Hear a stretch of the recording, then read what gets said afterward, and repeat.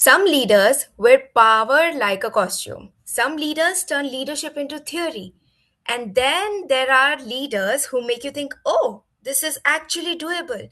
Today's guest is my favorite, Brittany Neish, founder and CEO of What You Do Matters, a leadership development company built on a simple belief. Leadership isn't about titles, it's about action. Before building her own company, Brittany spent years inside global organizations, leading media and marketing teams, seeing firsthand how leadership decisions shape culture, performance, and people's willingness to stay or leave. She's worked with teams at YETI, Vitamix, UKG, BakerHostetler, and more. Not as a motivational voice on the sidelines, but as someone embedded in the work. What makes Brittany different is how she teaches leadership. She blends research, real world experience, and pop culture, from Ted Lasso to the Devil Wears Prada to even NFL, because she understands something most leadership programs forget, which is if people don't remember it, they won't practice it. Beyond her client work, Brittany also leads Pivot Point, a professional community for women making bold career moves where leadership isn't aspirational, it's lived in real time. She believes leadership isn't who you are on paper, it's who you do when it counts, when it's uncomfortable, when no one is clapping. This episode is about action, clarity, and leading without waiting for permission. This is Unapologetic Me, and today we're talking leadership, Brittany Neish style. Brittany, I am so thrilled that finally I got the time on your calendar, and we're going to be touching so much, including my favorite, which is the pop culture style leadership that you teach. Oh my gosh. Well, I am just thrilled to be here. As you know, I am so impressed with you and the work that you're doing. And so, any chance I get to spend some time with you, Ekta, you know it is a treat for me. So, very, very happy to be here today. On that note, let's go. You say leadership has less to do with titles and more to do with action. Was there a specific moment in corporate or beyond when that belief really clicked for you? Yeah, so I love this story, and I talk about this a lot with my husband, Rod, too. Like, when was that moment that I realized leadership has nothing to do with it's in our signature, what's on our business card, and everything to do with how we actually do things, aka those actions every day. And I think it was when I was at my first role as an individual contributor, and I was there, and I'm like, oh, one day I really want to be the leader. I want to be the manager. I want to have a team because I want to treat people differently. At that point, I had had some pretty bad managers, even in my college experience, being part of some student groups and some of the people in charge of the student groups and seeing how things were going. And people were just not being treated in the best way. And I said, you know what? When I have the opportunity to actually become a leader, I want to do things differently. And so I kept thinking that. And then all of a sudden, I realized, why do I have to have a formal title to really Hmm. impact how I show up and treat people differently? And so it was that moment where I went, I don't have to wait until somebody else says I'm a leader. I can actually act like a leader right now in the way that I treat people, in the way that I prepare for things, in the way that I show up in every conversation, every moment, every project. And so that was my light bulb moment where I said, you know what?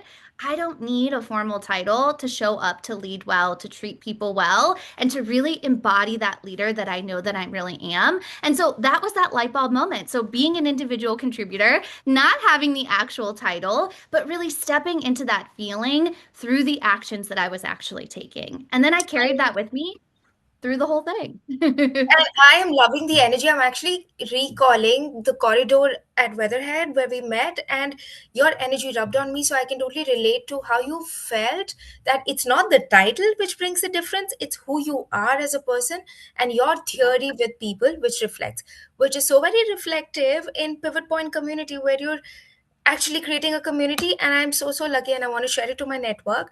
I have this incredible opportunity to be a member and see how you're engaging and you're a part and you're bringing together those wonderful conversations where everyone feels welcomed and inclusive. So kudos to you. All right. Thank you so much. Yes, thank you. And I'm so happy you're part of that. Just because so people can experience you. Like I think you, just to mirror back to you, are a great example of that. Like you are a leader and you always have been. Again, in the way that you show up. No one has ever had to tell you that you're a formal leader to really embody that leadership presence, which you've always had, Ekta. Oh my God, Brittany, my heart is Ah, going of out right course, now. right back at Okay, you. tell us, you've led teams inside large organizations before becoming a founder. So, what did working inside those systems teach you about leadership, and where do you think corporate leadership most often breaks down? Ooh, such a loaded question. So, one, when I did become a formal leader, that was also another aha for me because I was a marketer. So, I spent 15 years of my career being in marketing, media, advertising. So, really nothing to do with like teaching leadership in the actual formal way that you think of like facilitating leadership development, like what I do now. But that was such an aha because I'm like, oh my gosh, I love my team so much. I love helping people grow and develop and flourish in their roles and even beyond their roles. So I'm always like a little bit of like, I'd say contrarian in the sense that sometimes people, and a lot of times people, they want to outgrow their current role, and we should support that, whether Yeah. it's within a company or externally somewhere else. Like, I really believe that part of that leadership action is developing people so that they can go and live out their dreams. But that was the aha for me because I'm like, wow, I'm spending so much time developing my people and caring about my people, which is part of that actual role of being a leader. But then I realized, oh, I like this a heck of a lot more than I like doing any of my marketing work. Like something Mm-mm. must be wrong here. I'm like, the marketing cool, but like I'm having way more fun on the leadership side. So I would say that was number one because it was that moment that gave me my own pivot point to say, what are you doing, Brittany? Like, you love people, you love development, you love watching people grow, learn, and flourish. You got to go do that and not just this marketing thing. So, that was number one. Number two, of like where leadership breaks down, I think a lot of people actually delegate their agency as a Mm. leader.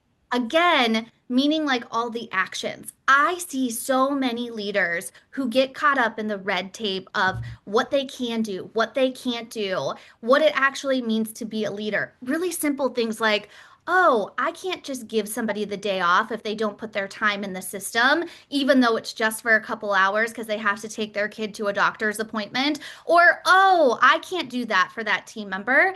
And I realized that actually, you can decide to do that. You Yeah. don't have to be, I call it like a rule follower on everything. And I think that's where leadership really breaks down is because we get so caught up in the red tape of the rules and the process and how we're supposed to do things that we forget it's all about the human side of it.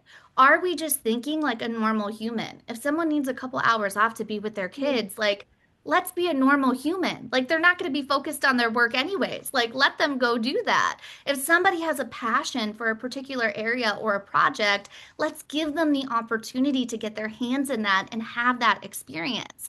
And so that's where I see it break down. We get far too caught up in the HR of it all instead of Yeah. really being focused on the people of it all. And so we have a lot more agency than we realize, which again goes back to it's our actions that matter. Tell us, we've been talking about and the stuff, these things, somebody giving importance to their children at that point in time or having a priority. These are such understandable notions that if Yeah. somebody has to give time and attention at a particular cause, you can't really pull them out because mentally they're going to be focused and they will not be able to concentrate on work. Why is it that organizations still do not get that? And we're talking about it, so clearly they're not paying enough attention on those things, right? Yeah, I think it really comes back to something that the research and everything in like organizational psychology, organizational development calls command and control. Mm. Something happens where we get really confused on a systemic level that we have to have such a tight grip on control. And if we don't have all these rules and all these stringent processes, that everything is going to go off the rails and that things are just going to spiral. And so they clutch so tightly to these things which is then where we miss out on that human element. Mm. Where I think if we really believe that it's never about punishing the whole for an individual's actions, and we were braver in our individual conversations, and we armed people with the ability to have how to have those conversations, that would like loosen that grip of control. Like, for example, we know return to office is such a big thing right now. It is such a big conversation happening. And a lot of people are like, well, we have to have such a strict return to office policy because if we don't, people are going to take advantage. My challenge to that is address the people, which is a lot smaller percentage than anyone is talking about, that are actually going to take advantage and Mhm. really handle that on a one-to-one capacity instead of making a whole rule for the entirety of the organization that makes people feel unseen, unheard, not noticed, and less human. So I really think it goes back to organizations are still so stuck in command and control. They don't want to loosen that grip and they just want to lean again on process and policy. Well, I hope all the corporates listening to this podcast will actually pay attention to what you just suggested, that it's actually doable with how we started. That figure out ways of dealing with things instead of making it like a common policy for all. Listen to people because these are the people who are contributing to the organization. So it's important to feel and address their queries individually. Alrighty, moving on. Tell us you've delivered real results like cost savings, performance gains, and culture shifts. What does leadership demand from you personally when the pressure is real and the outcomes really matter? Yeah, such a good question. I'd say for me, the biggest leadership lesson that I've had to learn because of what leadership demands of me is that everything I do requires so much of my physical presence. Like, Hmm. even here, right? Like, I want to show up in a way that is fully present, is here in the moment. I'm not thinking about anything else. And that takes a lot of energy and that Yes. takes a lot of focus. So, the biggest thing that I've had to learn is how to have really strong boundaries, making sure that like even as a business owner, even though I'm working certainly well beyond the 40-hour work week, because as you know, as a founder, that is just required of you, but still really protecting that time so that I can take care of myself. I have time for renewal. I can recharge my personal relationships that don't have anything to do with any part of my work or business are things that I invest in and spend time in. So I think that like leadership, what doing all of this has really demanded of me is really that energy and that capacity and that bandwidth. And the only way I've been able to maintain that and even grow and expand it is by doing what feels kind of counterintuitive and being extra protective of my boundaries and taking care of myself. And that's been a hard lesson for me because I have always been the person that is like, if I work longer, harder, more, do it all, like Hmm. that is going to get me that outcome that I want. And what I've learned is like that just leads you straight into burnout and then you're Hmm. sick and you can't do anything. And it's like really taking a step back and going, okay, if I want to do all these things, if I want to play big, I got to make sure that I'm fueled up and fueled up in all the ways for myself, like mentally, physically, emotionally. And that requires some really hard boundaries, which ultimately also requires really disappointing people as well. And I think that that's something that's not talked about enough because I can't do every coffee chat. I can't do every friend Yeah. hangout. I can't text back immediately to everyone. And I know that's disappointing for some people, but it's like one of my favorite quotes by Glennon Doyle, which says, at the end of the day, you might have to disappoint other people, but don't disappoint yourself. So Oh, come that's been a on. tough. I know it's such a good one. But I actually have to say that I am such a big follower and a fan of yours of how you plan your calendar. And I was one of those people also when you had shared your post this weekend showing that how you manage your Sundays and you line up your entire week. And I was like, oh my God, how nicely she does it. You were there in the professional way throughout the week, and then you also manage time with your husband, the dog, Yeah. and Sam. What's in Sam? Is that the name? Samson? Yeah, Yeah. Samson. Oh, And I yeah. think you strike such a good balance, which is something that I'm sure everyone strives for. But like you said very well, it's important to draw your boundaries and respect your time, and uh, keep your priorities up. Make sure where you're putting your time and attention, because you obviously cannot make time for everybody, but there's a reason to it. You need to recharge yourself as well. So the point was very well brought up by you. All right, tell us, you talk openly about navigating complexity, right? Why do so many leaders freeze in the messy middle, and what helps you to keep moving when clarity isn't immediate? Yeah. So for this, we know Brene Brown, who is amazing. She Yeah. is a shape researcher. I think so many people are obsessed with her. She is a best-selling book writer and author, all the things. I'm obsessed with her. And she talks about something where she goes, we have to create time where time doesn't exist. And that is why I think that leaders get stuck in the messy middle because they get on the fast track of being in reaction mode, doing things that requires panic making decisions. They are just go, go, go, go, go, go, go, go, go, which then makes them feel like, did I even make the right decision? Have I got the right people involved in all of this? Like, what even happened? Like, it feels like a blur. And so that gets them stuck in that hurricane of that messy middle. And I think that's where we really have to lean on Brene Brown, where she says you have to create time where none exists. And so, what I think that tangibly looks like is really finding ways to force ourselves into a pause as leaders and go, okay, I'm going to take 5 minutes to do a little bit of reflection right now. What decisions are actually in front of me that I have to make in this moment? And what are things where I could take a little bit more time? And by a little bit more time, it could be by the end of the day, or it could be tomorrow Hmm. or the day after that, and get a bit more information and be a bit more strategic so that I feel really secure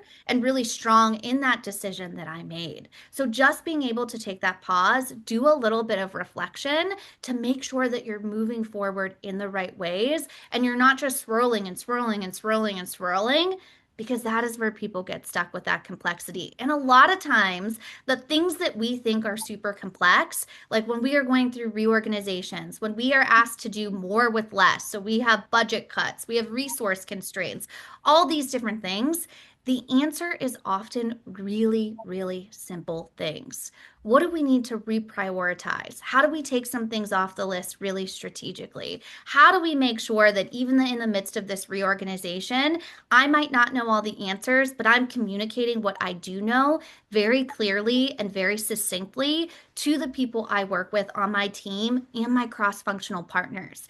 These things aren't rocket science. Like, I think sometimes we're like, when we're like complexity, we're like, we need to have like a math equation to solve it. And really, it's kind of going back to those basics. But we get back to those basics by taking that pause and creating that time for ourselves that we think doesn't exist. Perfect. You answered so nicely and you touched on all the important relevant chords. I'm going to bring your focus back to marketing and media that we touch. So, we've discussed a little back saying that your background is in marketing and media. Now, I want to know how has that shaped the way you think about influence, visibility, and how leaders communicate impact?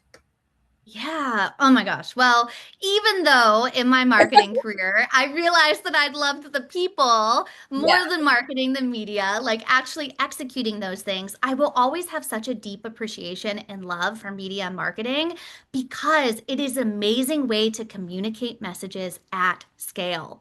People are already paying attention. I mean, we know people love the housewives on Bravo. We know that people on Hulu are obsessed with the Mormon wives now. I mean, I feel like they have just like taken the world by storm. We like Below Deck. We like Ted Lasso. We love Legally Blonde and The Devil Wears Prada. So we're already tapped into these things that are mass eyeballs on them. And so why not use these amazing stories and these amazing examples that we already know so well and that we're paying attention to and that we find entertaining and use that to our advantage to help people understand situations in a language that makes sense for them. I know like from like just a business standpoint. For example, in college, I was taught so many times, and I'm sure you've heard this too, Ekta, you have to speak the executive's language. You have to speak that department's language. And it's like, okay, I get it, right? You want to be able to meet them where they are and get their information. You want to speak in the way that they speak. And so I like applying that concept, but on an even bigger scale. How do Yeah. we speak the language of our times? And the language of our times is media, marketing, and pop culture. We Hmm. spend more time on these little screens than we do on 100%. big screens. And so, why not use that to our advantage? And so, that is why I love using pop culture and all these stories that we're already interested in to really help us understand What does it mean to be a compassionate leader? Ted Lasso is literally the best example of that out there. He is a man who is positive, optimistic, still faces challenges, but still shows up with so much care and attention to his team. How do we teach people what not to do? Miranda Priestley in The Devil Wears Prada, that woman is wild. Like, please do not do that. But that's such an easy, accessible example to make Yeah. it make sense for people. So I think that is where the impact of using these stories and using marketing and media to really tap into what we want people to do and what we want them to not do as well. I'm such a huge fan of everything that you post on social media. And like I already mentioned in the very beginning, me and my friends, we talk all the time about your posts each time there's an event which is happening. And the way you blend, like you said, things happening in the normal day to day life with the lessons in leadership. Because, like you said, leveraging the influence and the eyeballs already on how you can utilize that as a subject matter and on telling people what to do and what not to do. I think it's such a brilliant concept. So 10 on 10. Amazing. I'm Oh so my gosh. Thank you, But Ekta. Thank you. tell us, for women especially, leadership often comes with invisible rules. As we were saying, don't be too much, but don't be invisible either. So how do women hold authority without overperforming or shrinking themselves? How do we find that common midpoint where we're taken seriously? Oh my gosh. I wish that I had the easiest answer for that question, but it's such a loaded question because as women, we experience what's called the double bind. And it's exactly what you said. It's a research term that has been studied for years and years and years, meaning that women, we are expected to be caring and thoughtful and community oriented. However, when we show up in those ways, people see us as less competent to actually get the job done. Conversely, if we want to be a little bit more forward and aggressive and ambitious in what we're going after, in the same way that our male counterparts do, and the way that they're respected in that sense, we're actually seen as being far too much. Like, whoa, what has happened to her? Why doesn't she care about her community? Why doesn't she have enough warmth?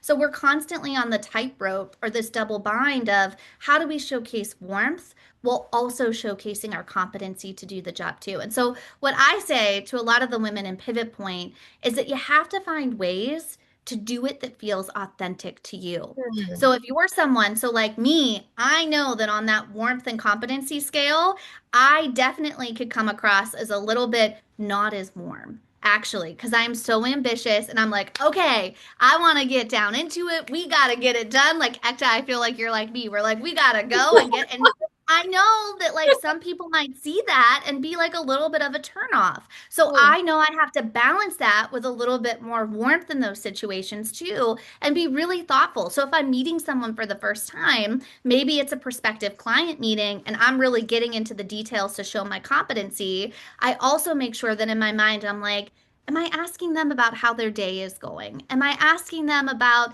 hey, like, are you doing something with your family this weekend? So that I can strike that balance in an authentic way, but making sure I'm being very conscious of it, which is what unfortunately we have to do as women. There's no easy answer. Like I said, we can't just like throw out the book and say, well, I'm not going to do any of that.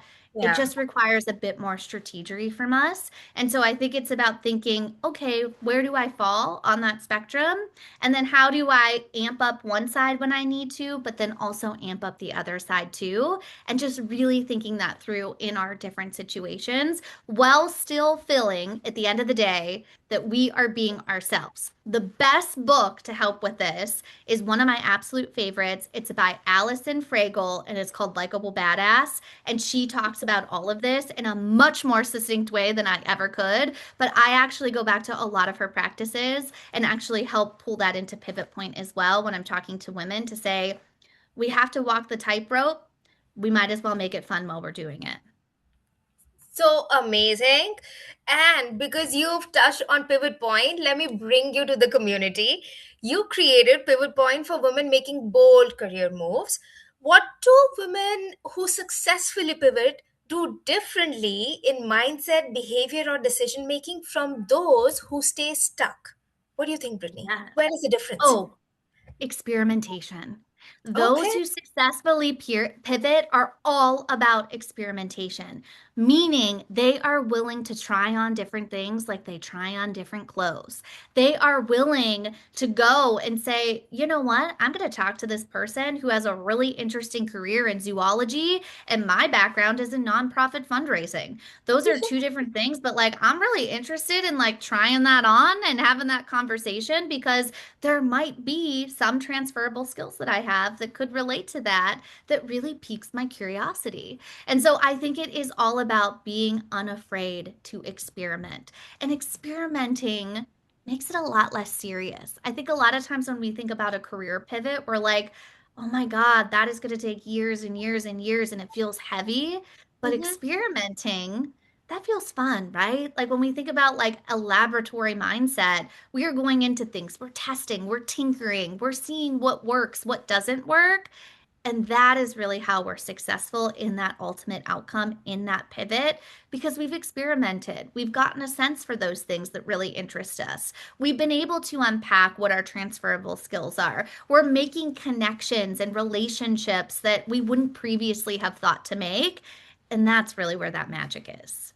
Yesterday I was having a chat with this girl who's in the first semester at NYU, and we were talking about networking and how she can reach out to more people. And to your point, I told her, I said, you got to loosen it up. Do not have so much on your shoulders and just enjoy the conversation and just find it for yourself. What is it that you like? Learn and learn as much, and while you start meeting people, you will figure out your own aptitude and things you really enjoy, which will give you a direction. So, to bring you back to the point that you made, I think sometimes we take, like you said, you want to make a pivot, but you think so strategically and you're so tight roped in your decision making that you forget about enjoying the whole journey of making that change and seeing it for yourself what lies ahead. So I think that's such a brilliant point that you made about experiment, which is a lot of people, they might be knowing, but they're too skeptical to experiment. So I think people who will be listening would be far more open and would have heard what benefits the most in terms of just loosening up and experimenting and seeing it for yourself. Yes. And then really taking that moment to reflect on how you Yeah. felt. Like when you talk about that networking conversation, the more Mhm. people you talk to, be awake to how you felt in the conversation. Did something they say get you really excited? Okay, take note of that and then explore that even more. Did something they say really go, oh, well, I don't agree with that? Okay, then you know that maybe that's not something that you want to look into further. And so it's also being like very attuned and very awake to what you're feeling and learning based on all of those interactions as well. Perfect. All right, next question is my absolute favorite. You use Ooh. pop culture to teach leadership and people love it. Why do stories work better than traditional leadership training? And what do they unlock that frameworks don't? I know we spoke about it during the influence bit, but I'm looking forward to more meteor stuff from you now. Yes, of course. Well, I think one, most people, if they're being really honest, and if we're being honest, because I know we're a little different, Ekta, don't want to ever go back to school again. Now, I know we love learning and we love school and We have like such a ball, really. we're yeah, we love that. But your average person Mm, never wants to be in a school environment again. Like the idea of being in a classroom is like, get me the heck away from that. Like I don't want anything to do with that. And so I think that's why leaning on leadership theory to teach leadership is such a terrible move because people already have this connotation like I don't want to be in the classroom, and most leadership trainings or most leadership information is all presented through theory. And unless you're like really into it, and of course there are, a select few that are really into it, you're not going to take those things and actually know how to apply them to your real life because it's just theory. Now, stories, on the other hand, though, we can actually imagine ourselves in the story. Like Elle Woods is one of my favorite characters, and I know I mentioned her, but I will always remember the turning point where she's at Harvard and she decides to make the decision like, I'm not just here anymore to get my boyfriend back. Like, no, I'm here and I'm going to show people that I can be really good at this. And she's in that, like, Playboy bunny costume, but then she's in line at the bookstore buying her Apple computer and she's going to take things seriously. And we can all relate to that in our own way. That moment where we go, no, I'm going to go all in and I'm going to Mm. make this happen, regardless of what anybody around me is going to say about it. And so that is why stories are so powerful because we can place ourselves in them. We feel that emotional connection, which that emotional connection allows us to remember it and then actually put it to use in our own lives. Far more than any framework or any theory is ever going to do. Like, even myself, I loved grad school. But like, do I sit here and remember all those theories? No. The reason I do pop culture powered leadership development is because I think of those theories through the stories that they remind me of, the messages in media and marketing that it makes me think of, not from the theory itself. And so I think that is what makes it so powerful. And there are a million examples of that. Like something I just shared today that you will see, Ekta, Yeah. Bad Bunny at the Super Bowl. Like Bad Bunny showed us that from a leadership perspective, even when it's uncomfortable, even when it's controversial, real leaders, the great leaders, the leaders that we want to work for, they're not afraid to speak up. They're not afraid to put their neck out in the tough situations. They're not afraid to make a statement. And they're the ones that bring diverse perspectives and people together because they know that creates a better outcome than just everybody being everything in the same. That makes a lot more sense when I explain that to you than if I were to go and whip out the leadership theory that relates to. You'd be like, what? What does that have to do with anything? And so it's just amazing what media does and I stories do to us. I'm going to say this again, Brittany. You're the queen of utilizing pop culture to teach leadership lessons. And I don't know if you've thought about this, but you should definitely consider writing your own book and having all of those chapters of how you've utilized characters in explaining leadership in such a simple and retainable manner. Because with these stories, the recall enhances so quickly. And like you said, people are able to relate to it because we're so much invested in what's going on and everybody wants to talk about it. Imagine pulling out those leadership lessons. It's so much quicker and relatable. So you're so good at it. You're just the queen of pop culture. I'm going to say that again. Oh my gosh, thank you so much. And yes, it is on my list to write the book this year. That is one of the big goals. So I'll keep you posted on how it's going. I want the first signed copy for sure. I'm just placing You the order will. already. Deal. Deal. All right. You're known for practical tools that people actually use. What's one small leadership action that immediately changes how people experience you? I would say, and you're probably going to be surprised at the thing that I'm going to say, but I'm going to say brevity. What? Brevity is so important because we are hit with a million messages a day. We, on average, if you look at the statistics, consume 90,000 words a day.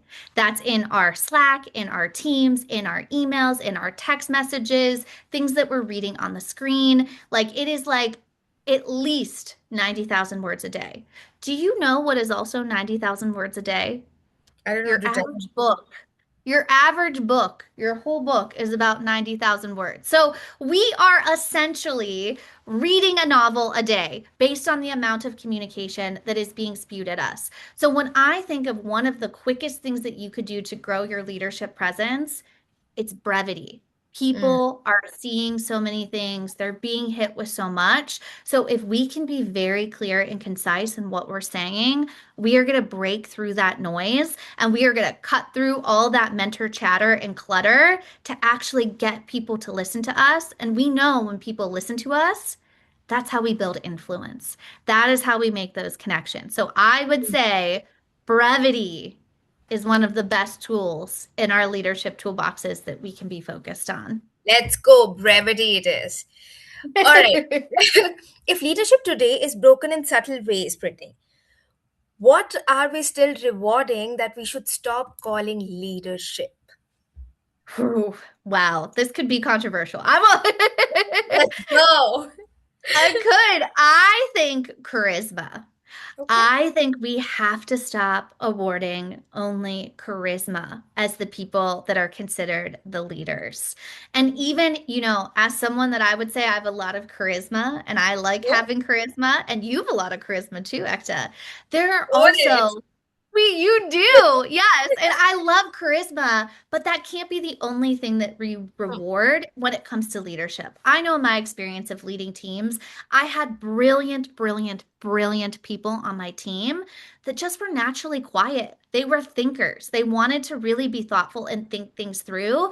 And many times they would get feedback, not from me, but from other Mm. people in the organization of, oh, this person doesn't speak up. This person is disengaged. This person doesn't have a clear POV or perspective. And I would go, that is absolutely untrue. You are just thinking that because they're not showing up with that typical charisma, loudest person Mm. in the room energy. So I think we really have to see more examples of leaders that aren't just the big, bold, charismatic leaders. And I don't want those leaders to go away. That's the kind of leader that I am just naturally. But we need other examples of leaders too.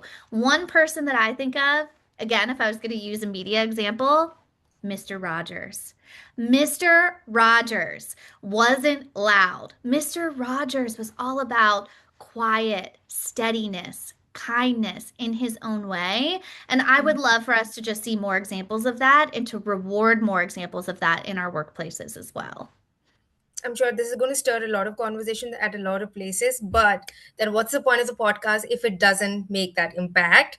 So let Yes. people hear and bring about some changes in how they've been assessing talent and rewarding talent. For the people who are sitting quiet but crunching numbers and coming up with analysis, they are to be rewarded equally well with the people with charisma. So enhance both the qualities and give people the right amount of credit what they deserve. Alrighty. Tell us, what does leadership require from you before it gives you anything back? Whew. It requires my favorite thing in the world, care. You can't be a leader if you don't care. And I know that a lot of people are feeling tapped out, like their capacity for caring feels really low right now, given everything that's happening in the world. But you have to care to experience any little bit of leadership or to even be a leader. And remember, how I define a leader is through our actions, not by any title or any piece of paper, but Yeah. it does require care, and not just care for ourselves, but care for the people around us. I always, always say, if you do not care for someone that's on your team or someone that you work with, then you cannot be a leader to them. That doesn't mean you have to be best friends with them. That doesn't mean that you got to go get drinks with them after work. It doesn't mean any of those things that we tend to think that care means, but it does mean that you want the best interest for them. It does mean that you're willing to take action on their behalf in a way that's in service of them and not just yourself. And so I do think foundationally, care is the number one thing from a leadership perspective that is required before anything else is involved with it. Beautiful. And with that, I want to tell you that we've come towards the last question of the entire Wow. episode. Now, Brittany, this show, the podcast, is called Unapologetic Me for a reason. So, on that note, I want to ask you, what are you the most unapologetic about in this very stage, in this very moment of your life? Enthusiasm. Let's I am go. so unapologetic about my own enthusiasm. Enthusiasm gets such a freaking bad rep. People think that people with enthusiasm are naive or fake or performative. And I just have never found that to actually be the case. I've Hmm. often found that usually the people that are giving that criticism are usually people that are unhappy with their own lives and are stirring in their own ways in unpositive amounts. And the people that truly are enthusiastic are often the people that have gone through the hardest of things, but decided to still be excited and enthused about the opportunities they do have. And so I am unapologetic, regardless of what anybody thinks or has to say, Let's about maintaining go. my enthusiasm. Alrighty. So, on that note, thank you for sharing So welcome. everything that you shared with all your heart and those wonderful insights. And most importantly, thank you for making time from your busy calendar. Now, I want to take your notes. What do you think of the content and everything that that we spoke? And if you have any advice or anything for me. Oh, well, actually, I'm so impressed with you. And I know I said this at the top of the episode, but like so impressed. You were so professional. You were so prepared. You communicated amazingly well. I mean, I have zero feedback for you besides keep doing what you're doing because you're doing an amazing job. And I am just so sad that you are not here, that I can't see you in person. That's the only thing that makes me sad. But you're knocking it out of the park, lady. Yeah, the world is such a small place, and see, we've got to chat virtually for now, and who knows where I am. But it's just so very nice that and we barely met, right? Even in the corridors, but Yeah. sometimes you just click and you have such heart to heart connection, and I'm so glad and so thrilled that it's it's maintained all through, and even through Pivot Point community, we've stayed in touch. So I think that's such an amazing work that you're doing. On that note, I'm going to close our episode and tell this to all that leadership isn't a mindset, it's a series of decisions made when it would be easier not to make them. It lives in action, it lives in clarity. It lives in the moments when you stop waiting for permission and start taking responsibility. This conversation with Brittany wasn't just about how leadership should look, it was about how it should be practiced in real rooms with real stakes by people willing to act. Because what you do, not your title, not just the intent, not just the potential, it's everything that shapes through trust, culture, and momentum. This is Unapologetic Me, and this was Leadership through Brittany Neish Style. I'm your host, Ekta. Watch out for the next episode. Till then, take care.